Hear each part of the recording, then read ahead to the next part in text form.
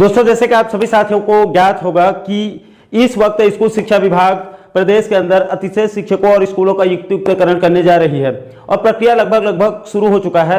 दिशा निर्देश भी जारी हो चुका है। इसके संबंध में पूर्व के 2-3 वीडियो में अब तक के पूरे घटनाक्रम और अपडेट के बारे में उन वीडियो में डिस्कस कर चुके हैं। दोस्तों, इस गलत तरीके से किए जा रहे युक्तियुक्तकरण जो कि कहीं ना कहीं भविष्य में एक स्कूल के शिक्षक से लेकर स्वीपर, रसोईया और नई भर्ती की तैयारी कर रहे युवाओं के साथ साथ गरीब परिवार जो प्राइवेट स्कूलों में अपने बच्चों को पढ़ा नहीं सकते हैं, उन सभी के भविष्य के साथ कहीं न कहीं खिलवाड़ हो सकता है। इसलिए इस गलत तरीके से किए जा रहे युक्तियुक्तकरण का प्रदेश के सभी शिक्षक संगठन खुलकर विरोध कर रहे हैं और 1 दिवसीय आंदोलन और सत्याग्रह का ऐलान भी हो चुका है और आने वाले दिनों में मामला कोर्ट में भी जा सकता है और अनिश्चितकालीन आंदोलन भी सरकार को झेलना पड़ सकता है। दोस्तों, इसी कड़ी में आज सुबह सर्व शिक्षक संघ के प्रांतीय संयोजक आदरणीय विवेक दुबे सर से मैंने फोन के माध्यम से बात किया और दुबे जी ने हमारे पास एक युक्तियुक्तकरण के संबंध में 15 मिनट का लंबा वीडियो भी भेजा है, जिसमें दुबे जी ने युक्तियुक्तकरण के नुकसान और विसंगति और सरकार के अधिकारियों की गलत मंशा का खुलकर विरोध किया है और आम जनता को भी कहीं न कहीं जगाने का काम किया है। दोस्तों, मैं आपका ज्यादा समय लेना नहीं चाहता, आप आगे विवेक दुबे सर के उस वीडियो को शुरू से अंत तक जरूर देखिए और उसको आप ज्यादा से ज्यादा जो है वो इस वीडियो को आप लोग सभी ग्रुप में शेयर कीजिए। नमस्कार साथियों, युक्तियुक्तकरण के ऊपर चर्चा करने के लिए मैं आज हाजिर हूं और यह वीडियो मैं खास तौर पर मीडिया के साथियों को प्रेषित कर रहा हूं क्योंकि मेरा यह मानना है कि इस बात को सबको समझना होगा कि शिक्षक जानबूझकर युक्तियुक्तकरण का विरोध नहीं कर रहे हैं। यह विरोध जो है सरकार का नहीं है, युक्तियुक्तकरण का नहीं है, यह है युक्तियुक्तकरण के प्रावधानों का, यह है युक्तियुक्तकरण के टाइमिंग को लेकर। आप सब जानते हैं कि प्रदेश में हजारों की संख्या में ऐसे शिक्षक हैं जो 20 साल से एक ही पद पर सेवाएं दे रहे हैं। उन शिक्षकों का क्या पदोन्नति का अधिकार नहीं बनता है? हर विभाग में पदोन्नति होता है, क्यों शिक्षा विभाग में क्यों पदोन्नति नहीं होगा? पिछले बार पदोन्नति हुआ, कितने का हुआ सबको पता है, कैसे हुआ सबको पता है, पूरा प्रदेश जानता है कि पदोन्नति में किस प्रकार का खेल हुआ और कैसे शिक्षक परेशान हुए। जो अधिकारी पैसा कमाना चाहते थे उन्होंने जी भरकर पैसा कमाया और परेशान हुए आम शिक्षक जिन्होंने मजबूरी में संशोधन कराया था। आज युक्तियुक्तकरण एक भ्रष्टाचार का और नया इतिहास रचेगा। आप लिख कर रख लीजिए, अगर इन प्रावधानों के तहत हुआ तो भ्रष्टाचार का एक नया इतिहास फिर से लिखा जाएगा। इसकी वजह यह है कि आप उसके प्रावधान को देखिए। इसमें यह बना दिया गया है सेटअप को इग्नोर करते हुए कि यदि कहीं पर कोई 60 बच्चे हैं पहली से लेकर 5वीं तक तो वहां एक प्रधान पाठक और एक शिक्षक आप रखेंगे। ठीक है, रख दिया आपने। अब आप इस बात का दावा करते हैं कि भविष्य में वहां पर आप पोस्टिंग नहीं करेंगे युक्तियुक्तकरण के बाद, फिर से नए जगह से शिक्षक लाकर वहीं पर नियुक्त कर दिए जाएंगे भविष्य में। 2014 में हमने देखा ऐसे ही युक्तियुक्तकरण हुआ, शिक्षकों को परेशान किया गया, शिक्षक कोर्ट गए। कवर्धा वाले मामले में तो शिक्षकों ने बड़ी जीत हासिल की, 9-9 महीने वो घर में बैठे रहे, उसके बाद उनको पैसा देना पड़ा। रायगढ़ के शिक्षकों का युक्तियुक्तकरण कर दिया गया था कवर्धा में और उनको 9 महीने तक लड़ाई लड़नी पड़ी कानूनी। वो मानसिक आर्थिक रूप से परेशान हुए, बाद में कोर्ट ने उनके पक्ष को सही माना। और आज फिर क्या किया जा रहा है? फिर वही नीति तैयार है। मेरा सीधे तौर पर कहना है कि शासन पहले पदोन्नति कर दे, शासन पहले स्थानांतरण ओपन कर दे और उसके बाद जब बचते हैं तो सीधे तौर पर उसका आप जो है युक्तियुक्तकरण कर दीजिए। आप सार्वजनिक कर दीजिए कि इन दोनों प्रक्रियाओं के बाद जो भी बचेंगे अतिशेष के तौर पर उनका युक्तियुक्तकरण किया जाएगा। आप पिछले बार का ही देख लीजिए, जो अधिकारी आज युक्तियुक्तकरण तैयार कर रहे हैं वही अधिकारी मंत्रालय में पिछले बार भी थे। उन्होंने प्रावधान बनाया था कागजों में कि एकल शिक्षकी और शिक्षक विहीन स्कूलों में ही पदस्थापना की जाएगी, उसके बाद अन्य स्कूलों में होगा। फिर 13 से 14 हजार नई भर्तियां हो गई, उसके बाद पदोन्नति हो गया सहायक शिक्षक से प्रधान पाठक, सहायक शिक्षक से शिक्षक। उन स्कूलों को शिक्षक क्यों नहीं मिले? क्या कोई शिक्षक अपने मन से जाकर किसी स्कूल में कार्यभार ग्रहण कर लेता है? अधिकारी उसकी पोस्टिंग करते हैं, किस तरीके से करते हैं प्रदेश में किसी से छुपा हुआ नहीं है। और यही चीज फिर होगा। आज पहले शिक्षक को हटाया जाएगा, फिर उनको स्थानांतरण के लिए लालच दिया जाएगा, फिर वो पैसा देंगे और फिर उनको स्थानांतरण करके शहर में लाया जाएगा। तो आप पहले स्थानांतरण कर दीजिए, आप पहले पदोन्नति कर दीजिए और उसमें जो प्रावधान आपको लागू करना है सही तरीके से कर दीजिए। जिसको भी दूरस्थ स्कूल में जाना होगा जाके ज्वाइन कर लेगा, जो नहीं करेगा अगर अतिशेष में रहेगा तो आप उसको युक्तियुक्तकरण कर दीजिए। आप ऐसा क्यों करना चाहते हैं कि आज पहले आप युक्तियुक्तकरण करेंगे, बाद में उनका पदोन्नति करेंगे, बाद में उसका स्थानांतरण करेंगे और फिर वही खेल होगा। सीधे तौर पर है कि इससे विभाग को फायदा है, विभाग के अधिकारियों को फायदा है, क्योंकि जो परेशान होगा वो उनके चक्कर लगाएगा और फिर अनैतिक तरीके से सारे काम होंगे, ये सब जानते हैं। तो इसी बात का विरोध किया जा रहा है। हमारा सीधा कहना है कि आप पहले पदोन्नति कीजिए, आप पदोन्नति में जो एकल शिक्षक के शिक्षकविहीन स्कूल है वहां पर कीजिए ना भर्ती, जाएंगे शिक्षक जिनको पदोन्नति चाहिए वो जाएंगे। स्थानांतरण के लिए आप अवसर तो देकर देखिए। स्थानांतरण में ऐसे सैकड़ों के शिक्षक हैं, सैकड़ों की संख्या में, जो एजुकेशन से ट्राइबल में जाना चाहते हैं, जो शहर से गांव में जाना चाहते हैं। किसी व्यक्ति को यदि बिलासपुर से कोंडागांव जाना है तो वो तैयार है, लेकिन उसके लिए सरकार ने प्रावधान ही नहीं बनाया है। हम बहुत समय से इसकी मांग करते आ रहे हैं कि प्रावधान बना दिया जाए। आप म्यूचुअल ट्रांसफर को साल भर खोल दीजिए ना। जिस शिक्षक को म्यूचुअल मिलेगा तो एक दूसरे की जगह जाएगा, दूसरा पहले की जगह आ जाएगा, हमेशा के लिए समस्या सॉर्ट आउट हो जाएगी आपकी। म्यूचुअल में बहुत सारे शिक्षक अपने लिए म्यूचुअल ढूंढेंगे, आपसी सहमति से एक दूसरे की जगह चले जाएंगे, आप परेशान भी नहीं होंगे। आप एकल शिक्षकी और शिक्षक विहीन स्कूलों का नाम प्रदर्शित कर दीजिए और कह दीजिए कि किसी भी अन्य जिले से अगर कोई यहाँ शिक्षक आना चाहता है तो वो आवेदन दे, हम तत्काल उसका ऑनलाइन आवेदन के आधार पर कर देंगे। आप क्यों प्रावधान नहीं बनाते? आप अवकाश के लिए वेबसाइट बना सकते हैं, लेकिन ट्रांसफर के लिए नहीं बनाएंगे। क्यों नहीं बनाएंगे? आप ओपन रखिए ना इस पद्धति को कि किसी को भी अगर एकल शिक्षकी या शिक्षक विहीन स्कूलों में जाना है, जहां पर ये पद खाली है, किसी भी जिले से आना चाहते हैं, हम उनको लाकर पदस्थ कर देंगे। आप कीजिए ना पदोन्नति, इसी की तो मांग की जा रही है। कई प्रावधान को देखिए, इस प्रावधान में इस बात का जिक्र ही नहीं किया गया है। जैसे सपोज दैट किसी स्कूल में आप वरिष्ठता क्रम बनाने चले अतिशेष के लिए, एक या दो शिक्षक ऐसे हैं जो इसी साल रिटायर होने वाले हैं, आपने उसके संबंध में सोचा ही नहीं है प्रावधान बनाते समय। अब चूंकि वो पुराने शिक्षक हैं तो वो मूल रूप से बच जाएंगे और आप नए शिक्षक को हटाकर, नए शिक्षक मतलब जो उनसे जूनियर हैं, उनको हटाकर आप कहीं दूसरे जिले में या किसी दूसरे ब्लॉक में भेज देंगे, एकल शिक्षक और शिक्षक भी नहीं अन्य स्कूलों में। और उसके बाद वो अप्रैल में शिक्षक रिटायर हो जाएगा, फिर स्कूल में पद खाली हो गया। अब वहां पर नए शिक्षक कैसे आएंगे पूरा प्रदेश जानता है। जो बोली लगाएगा वो आएगा। शिक्षा विभाग में ये चालू हो चुका है। पहले इतना ज्यादा करप्शन नहीं था, लेकिन अब हो चुका है। एक एक पद की बिक्री हो रही है। और ये बात मैं नहीं कह रहा हूं, स्वयं सरकार ने पिछले बार स्वीकारा है। पदोन्नति घोटाले के नाम पर, संशोधन घोटाले के नाम पर 4 जेडी कई बाबू जो हैं निलंबित हुए थे, और अब सबको पता है ये बात। तो फिर एक बार उसी का नया रास्ता तैयार किया जा रहा है। आप कर दीजिए ना भाई पदोन्नति, जिसको जाना होगा वो चला जाएगा। फिर आपने रिटायर होने वाले कर्मचारियों के बारे में तो सोचा ही नहीं, वो प्रावधान है ही नहीं। आपने क्या प्रावधान बनाया कि जो शिक्षक परिवीक्षा अवधि में है उसको अतिशेष नहीं माना जाएगा, जो उससे पहले वरिष्ठ शिक्षक हैं, नियमित शिक्षक हैं, उनको माना जाएगा। आप ये बताइए कि जब उस स्कूल में वो शिक्षक कार्यरत था तो नए शिक्षक की पोस्टिंग अतिशेष के तौर पर वहां क्यों की गई और किसने की? जब पहले से पिछले बार आपने प्रावधान बनाया हुआ था विभाग के अधिकारियों ने कि जो एकल शिक्षकी है, शिक्षक भी ना वहां किया जाएगा, जहां पहले शिक्षक पदस्थ वहां नहीं किया जाएगा, तो नए शिक्षक को वहां नियुक्त किसने किया? और आज आप क्या कर रहे हैं? आज आप कह रहे हैं कि परीक्षा अवधि में इसलिए नहीं किया जाएगा। पहले सवाल तो ये खड़ा होता है कि उस शिक्षक को वहां लाया किसने? अतिथि शिक्षक के मामले में भी यही है कि जब वहां पर अतिथि शिक्षक था तो किसी शिक्षक की वहां पोस्टिंग क्यों हुई, या फिर कोई मूल शिक्षक था तो वहां अतिथि शिक्षक क्यों भरे गए?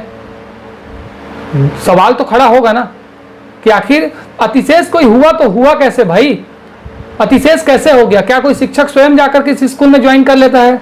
कौन ज्वाइन कराता है? कौन उसका वेतन रिलीज कराता है? अधिकारी करते हैं। आज क्या करेंगे? आज युक्तियुक्तकरण करके सबको हटा देंगे, छिन्न भिन्न कर देंगे। कल वही शिक्षक पढ़ाना लिखाना छोड़कर मजबूरी में अधिकारियों के और नेताओं के इर्द गिर्द घूमेगा और बाद में दूसरे तरीके से, दूसरे रास्ते से उनका फिर से हो जाएगा। 2014 में युक्तियुक्तकरण हुआ था, भाजपा सरकार ने ही किया था, तो फिर से अतिशेष कैसे हो गया? स्वाभाविक बात है कि जो गए थे वो फिर वापस आ गए, और इस बार भी आएंगे।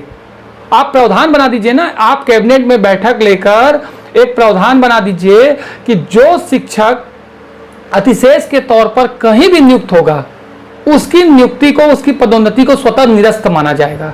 यानी एक स्कूल में यदि एक शिक्षक पदस्थ है तो उसकी जगह दूसरा शिक्षक का नहीं हो सकता। ट्रांसफर में हमने देखा क्या हुआ, पहले आदेश में किसी स्कूल से 3 शिक्षक हटाए गए और दूसरे आदेश में 3 शिक्षक लाए गए। शिक्षक के बारे में यह माना जाता था कि यदि कोई शिक्षक कहीं पर नियुक्त हो गया है, वहां पर वेल सेटल हो गया है, तो उसको वहीं पढ़ाने दिया जाए। हमारे में प्रशासनिक ट्रांसफर का प्रावधान नहीं था। आज यह किया जा रहा है कि एक शिक्षक को जानबूझकर दूसरी जगह भेजा जाता है, दूसरे शिक्षक को जानबूझकर उसकी जगह लाया जाता है। और ये किस लाभ के तहत लाया जाता है सबको पता है। पदोन्नति में भी वही हुआ कि रायगढ़ के शिक्षक को पहले बिलासपुर भेजा गया, बिलासपुर के शिक्षक को रायगढ़ भेजा गया, और बाद में दोनों ने जब संपर्क किया परेशान होकर तो उनका संशोधन कर दिया गया। और इसी के लिए किया गया था ये खेल। ये मांग की जाती रही कि आप जो शिक्षक जहां पदस्थ है उसके आसपास के ब्लॉक में, संकुल में या उसके जिले में उसको पोस्टिंग दे दीजिए।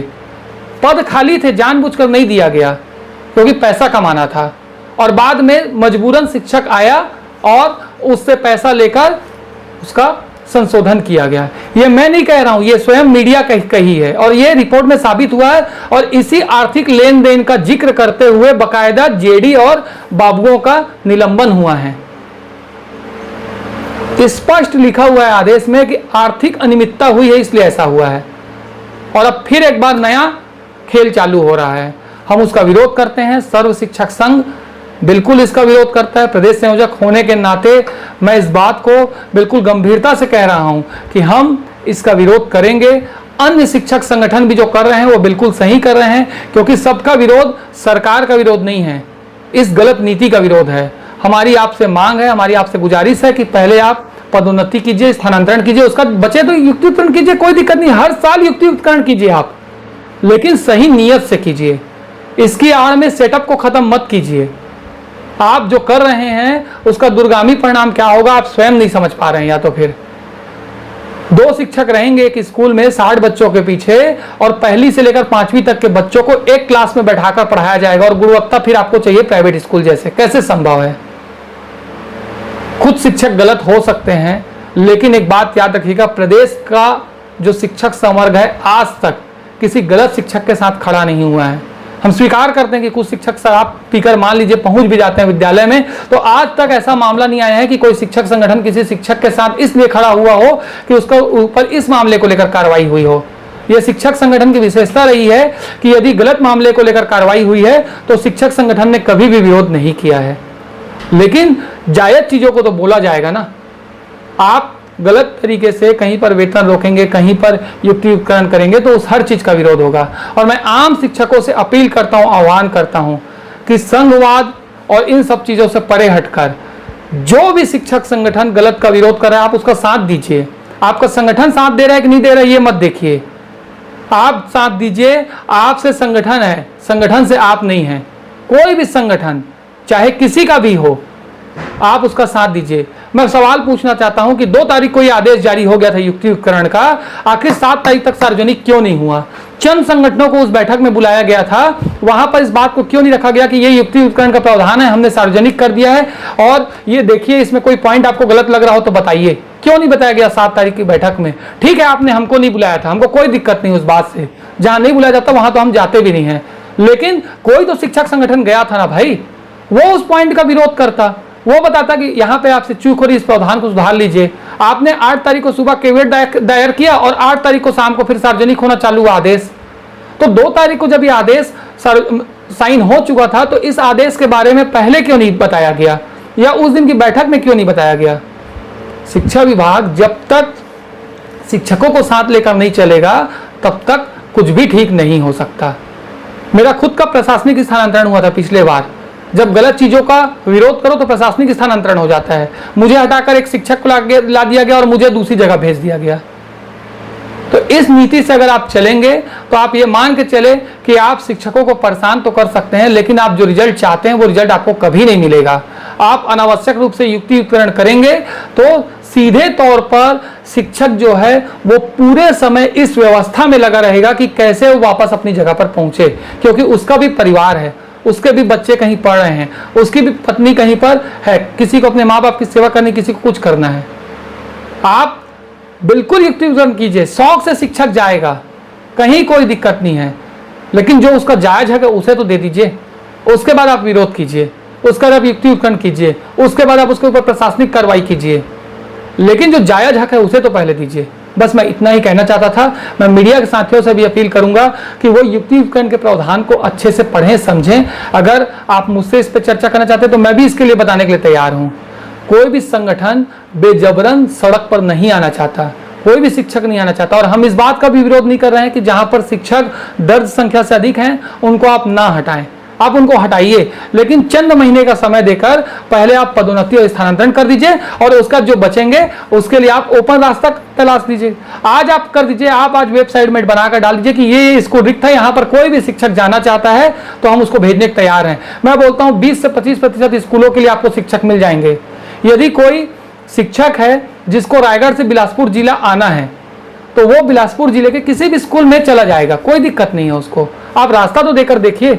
आप अवकाश के लिए वेबसाइट बना सकते हैं लेकिन इसके लिए नहीं बना सकते। आप CR 25 बार मंगाएंगे लेकिन उसके लिए आप वेबसाइट नहीं बनाएंगे। इन्हीं चीजों का तो विरोध हो रहा है कि जो बेहतर चीज है जिससे शिक्षक को कुछ लाभ मिल सकता है उसको भी कीजिए। मैं पूछना चाहता हूं कि क्या जिस राष्ट्रीय नीति की हम बात कर रहे हैं उस राष्ट्रीय नीति में सिर्फ युक्तियुक्तकरण की बात की गई है? क्या उस राष्ट्रीय नीति में आउट ऑफ टर्न प्रमोशन की बात नहीं की गई है कि जो शिक्षक बहुत अच्छा काम करे उनको आउट ऑफ टर्न प्रमोशन दिया जाए? उसका जिक्र तो कहीं नहीं होता। आप दीजिए ना उसको आउट ऑफ टर्न प्रमोशन। जो बात मैं बोल रहा हूँ वो राष्ट्रीय शिक्षा नीति में लिखा हुआ है कि आउट ऑफ टर्न प्रमोशन दे, जो शिक्षक बहुत अच्छा काम कर रहा है उसको प्रोत्साहन मिलेगा। पदोन्नति की नीति देखिए, प्राचार्य पद के लिए एग्जाम आयोजित करने को बोला गया है 10% पदों के लिए। क्या आपने किया? क्या आपने शिक्षक को व्याख्याता बनाया? क्या आज प्रदेश में जो सहायक शिक्षक हैं जो बचे हुए हैं, क्या उनका पदोन्नति आपने शिक्षक पद पर किया, प्रधान पाठक पद पर किया? कुछ चंद लोगों का कर देना और बाकी को छोड़ देना, और फिर ये उम्मीद करना कि वो कुछ बोले भी ना और जैसा हम कर रहे हैं उसको करने दें। ये भ्रष्टाचार की गंगोत्री साबित होगी अगर ये हो गया तो। आज पहले उनको दुरुस्त भेजा जाएगा, बाद में उनको वापस लाया जाएगा, और आप सब देखेंगे कि जैसा 2014 में हुआ सेम ऐसा ही इस बार भी होगा। तो हमारा सब साथियों से निवेदन है, मीडिया के साथियों से निवेदन है, अधिकारियों से निवेदन है कि विषय की गंभीरता को समझते हुए प्रावधान को चेंज करें और पहले उसको आप संशोधित करें और उसके बाद करें। इस बीच में सर्व शिक्षक संघ अपने तरीके से इसका विरोध करता रहेगा। आप सब ने मुझे सुना, उसके लिए बहुत बहुत धन्यवाद।